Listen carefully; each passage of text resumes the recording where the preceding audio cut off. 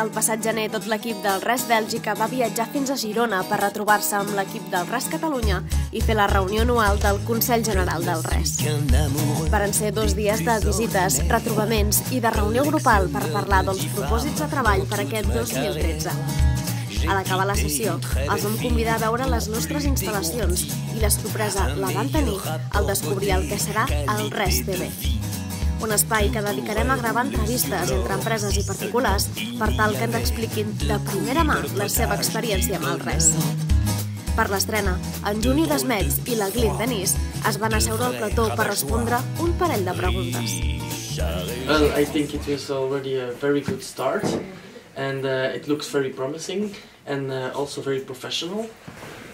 We have lots of shops already and restaurants and malls and stuff. It's good. That there are going to be more shops and more people who are going to use RES.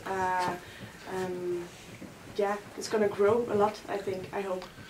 And I also hope it will benefit the local economy in Catalonia and that the people here will learn how a local currency works and how the region can profit from it.